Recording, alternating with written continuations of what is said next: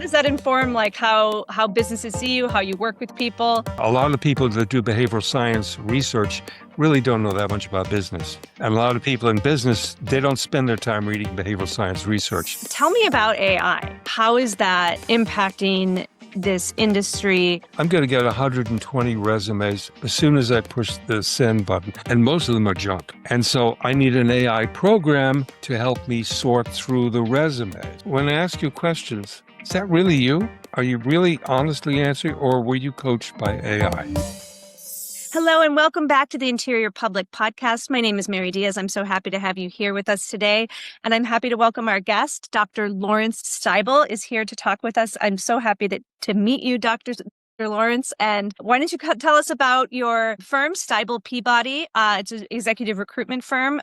Give us a little bit of an introduction. Tell us who you are and, here. Sure. Thank you very much. Well, the story is my partner, Marianne Peabody, and I started Stybel Peabody way back in 1979. And the focus was leadership coaching and executive level outplacement. And one day I am working with a CEO who's been fired. And I said, "You're so lucky you're with me because I can get you a nice resume." And he says, "I've got a nice resume." "Okay. You're so lucky you're with me because I can teach you how to network." He says, "I know how to network." So finally, in desperation, I say, "How can I help you?" And he says, "Oh, I'll tell you how you can help me." I walked into a boardroom thinking it was a regular board meeting, and I got fired. And I did not see the train coming until I was hit by the train. "I want you to go into the boardroom. I want to understand why I was surprised. Why did I not see the signals? Because I never want this to happen to me again." So we started working with the board on board CEO communications. And then one day, board said, "Hey, can you do a search?" And we said, "Oh, sure, we can do a search." But our Stybel Peabody brand was so outplacement centric, we needed to create a second company. We called it Board Options. So we do board searches through Board Options. We also get involved with mostly family businesses on smoothly passing the leadership baton in families. Because if you know anything about family businesses, when it doesn't work smoothly, it works really badly. We often will help the family business get their first non-family CEO. We'll help the family business bring in their first non-family board member, and we'll work together with them. So my background is I'm a psychologist, and I'm a businessman, and I'm a founder. So a lot of the companies I work with, they could really use a psychologist, but they'd never admit it. But they'll accept me because I'm a business guy. I love that. I imagine that being a psychologist is like kind of a secret weapon in this kind of work that you do. Tell us how does that inform how businesses see you, how you work with people, how you approach business from that frame? It helps in two ways. The first is I also write every month in Psychology Today magazine and on leadership, and it requires that I stay on top of the literature. And a lot of people that do behavioral science research really don't know that much about business. And a lot of people in business, they don't spend their time reading behavioral science research. And so I try to be a bridge between these two communities that don't really talk with each other.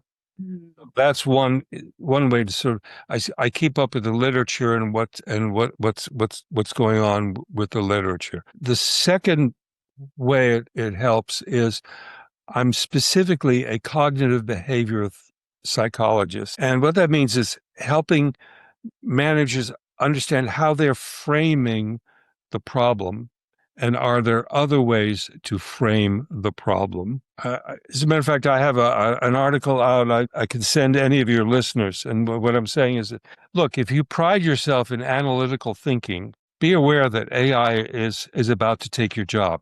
AI is going to do analytical thinking better than you can, cheaper than you can. But what AI can't do is it can't reframe things. It can't look at things as, well, maybe there's another way of looking at it. Let's look at it from another perspective. And AI doesn't do that. And so if you learn how to be a reframer, you will have a unique value proposition. If you really focus on being a deep analytical thinker and learning technology better, that's not the way to good career success in an AI-dominated world.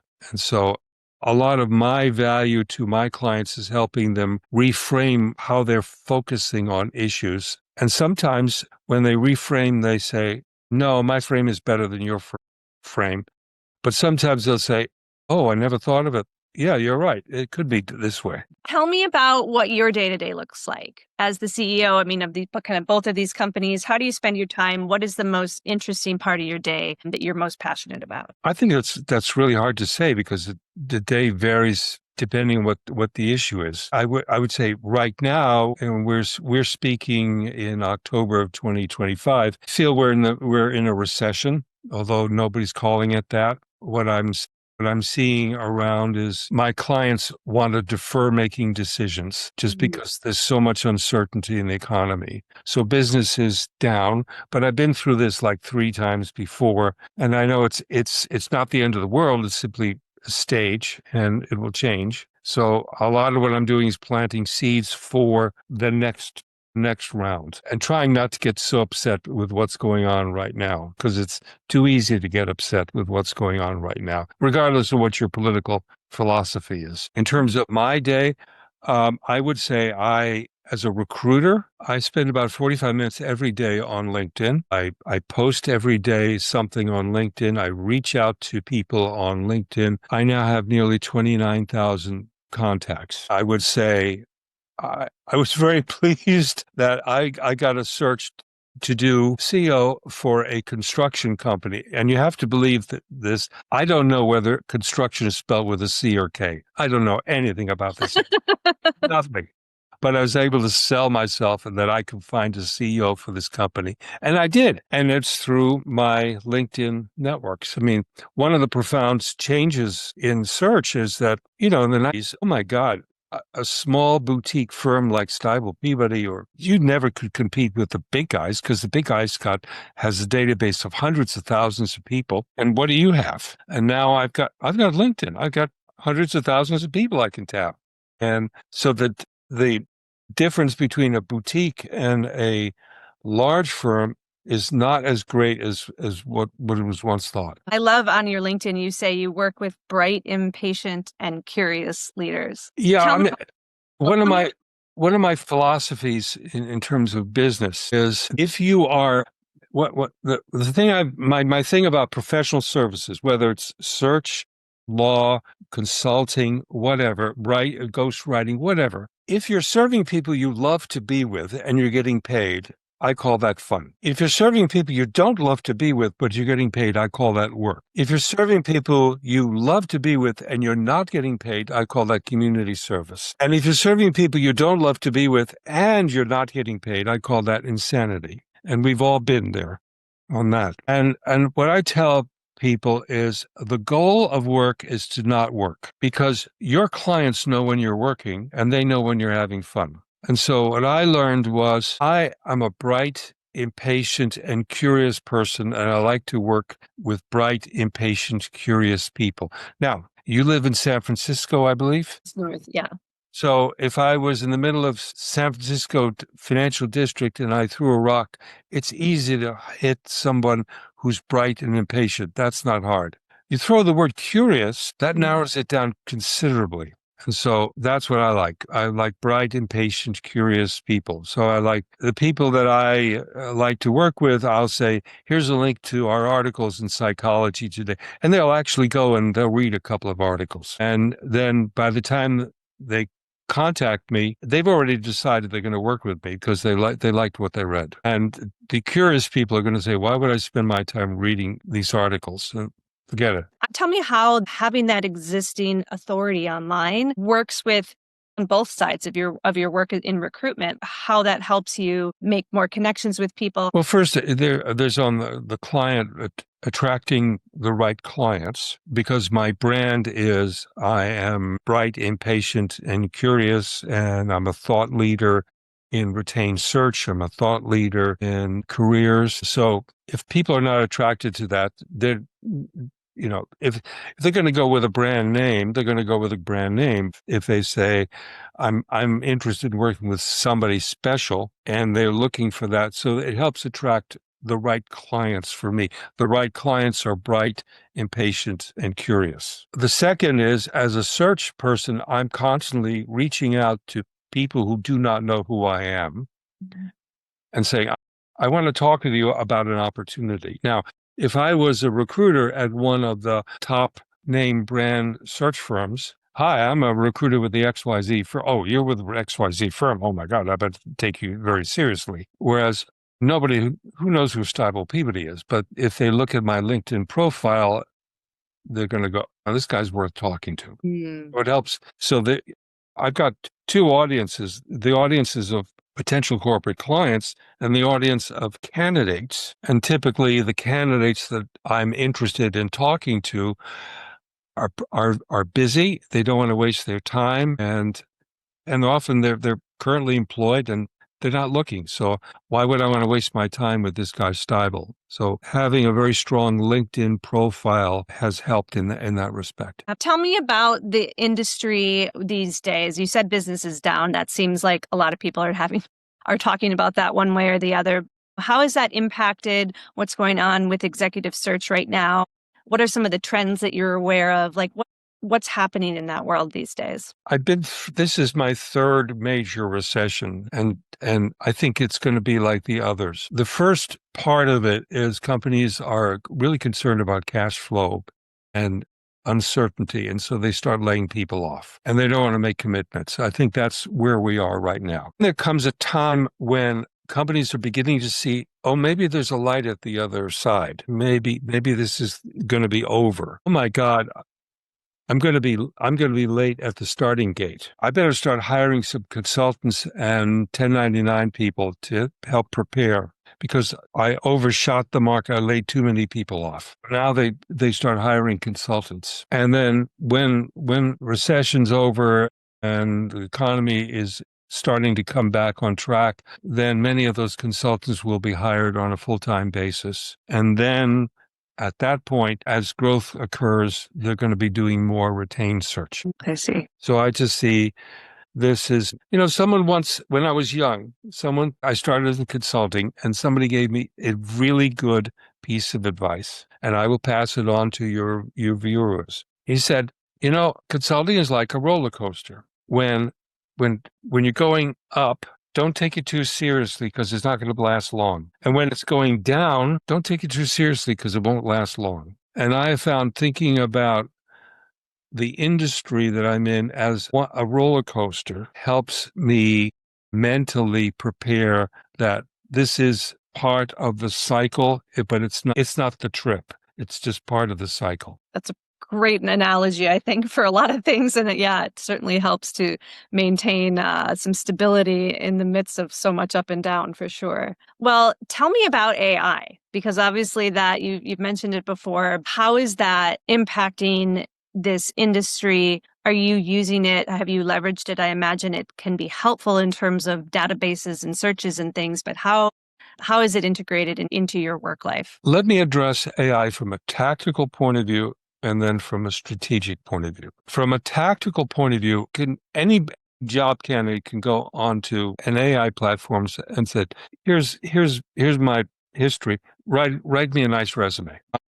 And so from a recruiting standpoint, you never can believe anybody's resume. Is it really you? Your spelling is perfect. Your grammar is perfect. Is that really you? On the interview side, when I ask you questions, is that really you? Are you really honestly answering, or were you coached by AI? The recruiting process, and the other thing is, again, in the 1980s, before when jobs were posted in newspapers, you could post something in San Francisco Examiner, I think it is, and I could get 75 resumes in a week. Now, if I post something in Indeed and LinkedIn, I'm going to get 120 resumes as soon as I push the send button. And a week later, I'm going to get another 150. Now I got 300 resumes to go through, and most of them are junk. And so I need an AI program to help me sort through the resumes. Of course, the resumes are key to keywords. And job candidates are learning how to play the AI game and gearing their resumes to keywords.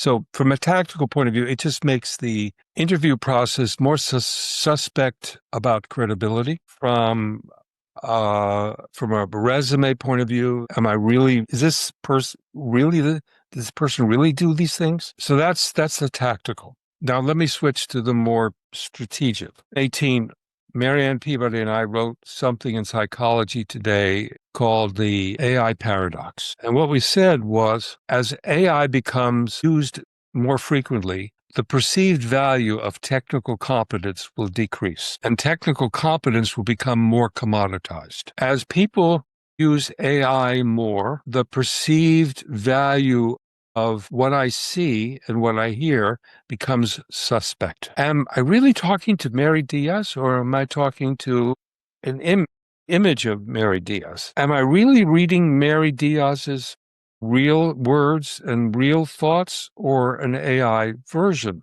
of what she's thinking? I no longer can trust what I see. I no longer can trust what I read. Under those circumstances, trust becomes more important. Are you a trustworthy people? Do people trust you? Do people rely on you? Now we look at corporations. Boston Consulting Group came out with a survey of 1,100 public companies around the world, and they have a measure of how institutional trust. What they found was there's a strong correlation between institutional trust and shareholder value. What they found was the United States is underrepresented in terms of trustworthiness. Not surprising for anybody who knows what's going on. And so in an AI world, individual trust becomes more important and corporate trust becomes more important. Are you trustworthy? Do you do what you say you're going to do? And so we have these two articles on the issue of trust and the AI paradox. I think those are going to be very important. On the recruiting side, it means spending more time checking out references and getting really specific stories about how does this person handle herself under stress? Can she be counted upon? Is she trustworthy? At the same time, it'll be easier and easier to measure institutional trust. For example, if you go on Glassdoor and just take any company and look at what former employees are saying about the company.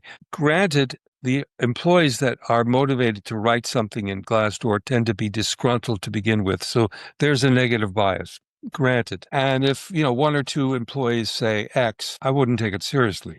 On the other hand, if 10 and 12 employees are saying the same X, I would take that seriously. The other thing I find, and this is just me, when I'm looking at job candidates, I look at the references that they're getting. If I'm looking for a vice president of sales and the person's had a 25-year career and nobody's given that person a reference, I'm saying to myself, maybe this person's not trustworthy, or maybe this person claims to be an expert in software as a service and he hasn't figured out how to use LinkedIn to get references. That's a problem too. On the other hand, if I get one or two references of people who worked with him and give me really specific examples of this person came through, he's supportive, he was trustworthy, that helps me say, okay, let me take the next step with this candidate. I won't necessarily recommend he be hired, but take it seriously because I'm looking for trustworthy people. I think it's such a precise and fascinating frame that you're holding here in this discussion around trust, because trust is such a human thing and it's so important at every level in relationship, to have that trust. And so I think it's a really effective frame to hold for how to navigate and what's up with AI these days, because you've really nailed it. I look forward to looking at that article because I think I'll send it to you. Again, I'm not being political here. I'm simply being descriptive. Whether you're a Democrat or Republican or independent doesn't make any difference. Everybody that's looking at the political process now is saying these institutions are not trustworthy. And the paradox is it's one of the few things that's uniting all Americans. Right.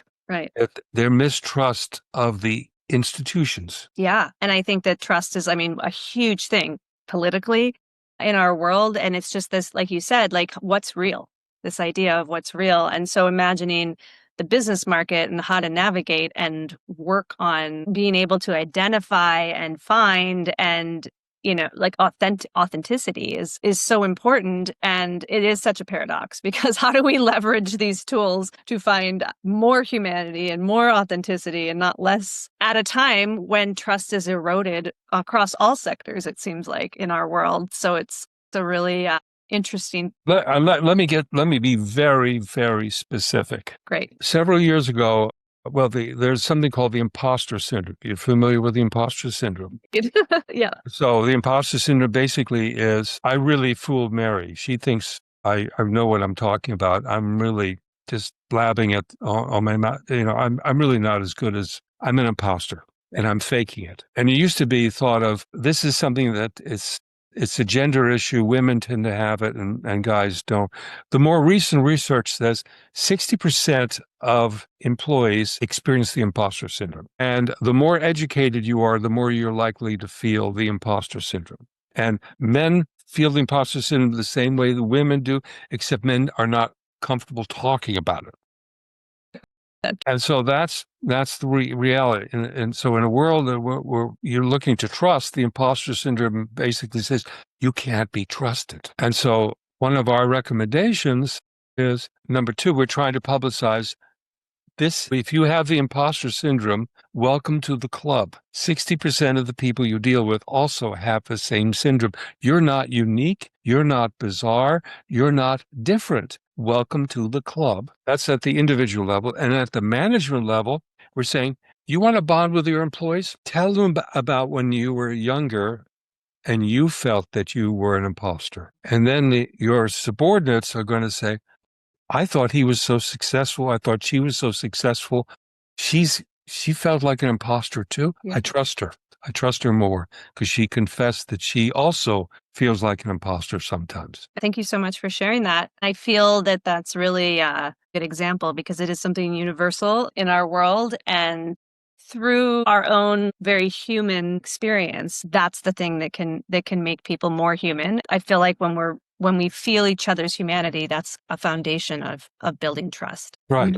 And the idea of trying to build success on my technical brilliance only will increase suspicion. Is that you or is that AI? If you could wave a wand and have AI make a solution to some problem that you're seeing out there in the world, what would it be? Well, I don't think AI can solve a problem in the world. The thing where I am right now, because the Boston Consulting Group then came out with this great article, but they measured trust using publicly held companies where there's a lot of information. My world is mostly privately held companies where there isn't a lot of information. And so I'm experimenting with, how do you measure institutional trust? It's a great. And, there's, I'd love to see, and I think trust is going to become so important. There will be measures for doing that and evaluating, because ultimately, if I'm looking to buy a new mobile device, Apple will make a very good one.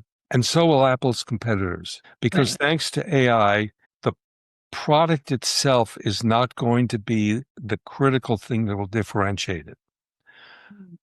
Critical thing that's going to differentiate my buying decisions is this a trustworthy company, and how do they service me after the sale? So it won't be the product, it'll be the trust. Beautifully said. And again, it really is all coming back to trust. And that is a really powerful thing for, I think, individuals as well as institutions, like you're saying, to be valuing in how they're navigating this next phase. So what do you think is coming next year? Like, tell me about where you could see yourself in your business and your firms a year out from now.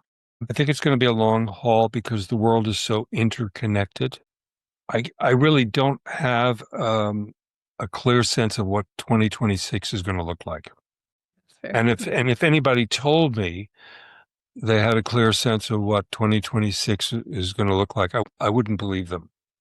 From a business point of view, just a business point of view, a concern that I have is way back when the internet was created. It was created by what was then called the Department of Defense. It is now called the Department of War, but it was created by the Department of Defense for one specific reason, and that is to create a highly decentralized form of information sharing and data storage so that no one attack on the country could destroy that source of information and knowledge. So the internet was designed to be extraordinarily decentralized. There's no capital of the internet. There's no center of the internet. It's everywhere. That was a brilliant, brilliant move. Now with AI, we're centralizing the source of AI into those centers where the power is, the power grid. They're building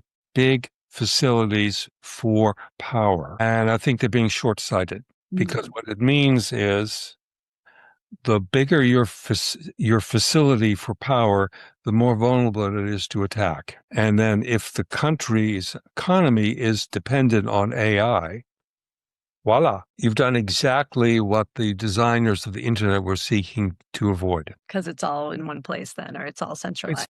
It's not going to be in one place. There may be 7 centers around the country where there's major power systems for AI, but they're going to be vulnerable. And you're seeing this in Ukraine right now. You don't need to have fighter jets with bombs. You can have these little planes that you manipulate. We're very vulnerable. Yeah. Other than that, I have no strong feelings. Larry, thank you so much for having this conversation.